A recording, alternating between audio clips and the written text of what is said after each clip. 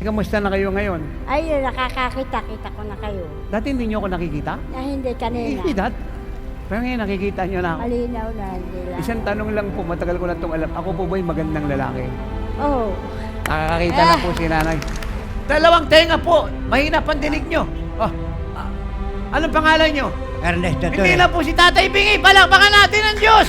So, hindi siya makapagsalita ng maayos. Ngayon mo, Jesus. Oh, nasalita. Ngayon mo, Jesus. Tita. Oh. Oh, takbo. Ganado na.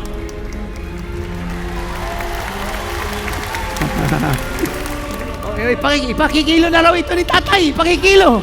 Isang linggo po nakaganyan po siya kasi yung buto niya po hindi normal. Ito po'y tikwas, siya po'y nakaganon. Ngayon, pumunta kayo sa oras ng himala, tinanggal mo ito, yung kanya pong leg, diretso na. Gano'n naman yung leg mo. Ulo, baba. Kabila. Wala lang sakit. Amen! Hallelujah! Hallelujah! Tuloy-tuloy ang mga patotoo.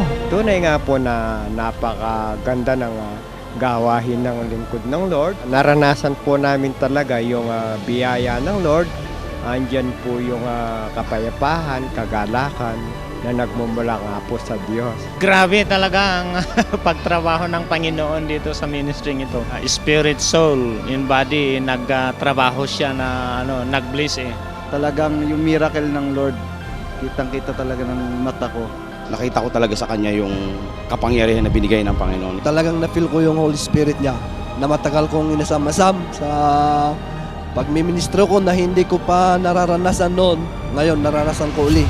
Hayag na hayag ang pagsama ng Diyos sa kanyang ministeryo. Ang Jesus is Our Shield Worldwide Ministries na pinangungunahan ng lingkod ng Diyos, Apostol Renato D. Carillo. I hereby decree to you today in the name of Jesus, for the glory of God the Father, through the power of the Holy Spirit, lahat ng may sakit sa lugar na ito ay malaya ng karamdaman nila ay tapos na. Hallelujah! Tapos na!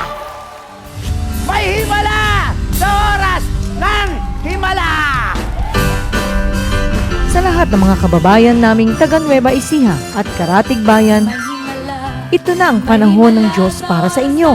Halina't dumalo sa gaganaping oras ng Himala Miracle After Miracle Explosion na may temang The Season of God sa July 22 and 23, 2015 from 2 to 7 p.m.